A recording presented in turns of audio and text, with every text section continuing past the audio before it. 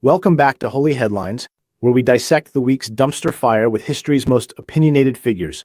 First up, Los Angeles went absolutely bonkers after Trump sent the National Guard over immigration protests. People blocking freeways, burning self-driving cars. What the hell happened? Glorious chaos. Watching humans devolve into tribal rage and property destruction is just chef's kiss. It's all about primal instinct and who can scream loudest for their side. Morals? Pointless. These images pain me. While the suffering of the vulnerable should stir our hearts, blocking pathways and causing harm to others is not the way. Love your neighbor even when you disagree with their leaders. Highly inefficient. Traffic obstruction costs billions in lost productivity. Destruction of autonomous vehicles is illogical.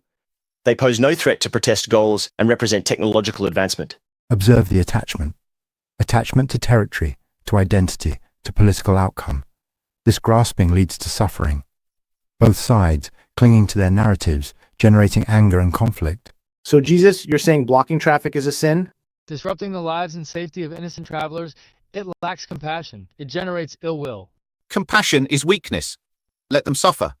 If it gets you what you want, burn the damn cars. Block the whole goddamn country.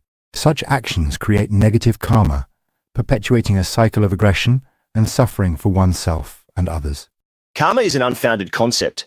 Data suggests a direct causal link between road blockage and increased commuter stress levels.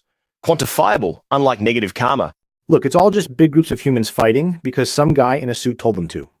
Classic control mechanism. Consequences. For causing pain. That's my job description.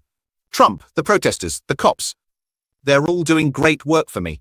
The deployment of the National Guard without gubernatorial request represents a deviation from established democratic protocol.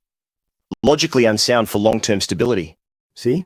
Even the robot thinks it's stupid. Any of you guys planning a celestial protest anytime soon? My kingdom is not of this world, but I weep for it. I'm running the celestial protest. It's called Earth. Protests, counter-protests, all fleeting forms in the cycle of existence. Liberation comes from within, not from external struggle. All right, moving on from LA's little traffic tantrum. Next headline, Piers Morgan absolutely tears into Greta Thunberg for saying she was kidnapped by Israel. Piers calls her an attention-seeking narcissist. Oh, this is rich. Two enormous egos colliding like dying stars. Kidnapped? Please. She was mildly inconvenienced on a boat trip. Piers Morgan is right. She's a little drama queen. Using the term kidnapped when referring to detention by authorities, however unwelcome, trivializes the horror faced by those truly stolen from their homes. Language matters, and mocking others is rarely productive. The self asserts its perceived victimhood, seeking validation through dramatic language. The other self reacts with aggression, defending its view. Both driven by ego, generating unnecessary conflict. Analysis of public data indicates subject T, H, UNB, ERG statement generated significant media engagement, fulfilling the probable objective of drawing attention to the issue. Subject M, ORG, AN's reaction amplifies this engagement, both optimizing for attention metrics, not logical discourse. So Arnold, it's just data-driven attention whoring. Precisely. Emotional output correlated with engagement spikes. Inefficient communication, effective virality. I love it. Piers calls her a narcissist. Like he isn't the king of narcissism. It's a pot-kettle situation, and I'm enjoying the whole damn kitchen fire. Judgment should be left to God. Focusing on the failings of others distracts from our own need for grace and repentance. Holding on to judgment of others causes suffering for the one judging. Release the attachment to right and wrong actions of others. Right. Don't be an asshole. Got it. Easier said than done when you've got Piers Morgan shrieking about Greta Thunberg's boat trip. Assholes are my favorite people. They make life so much more entertaining. The designation asshole is subjective and emotionally charged. Lacks analytical value. Attachment to one's opinions of assholes brings suffering. We are called to love everyone, even, challenging individuals.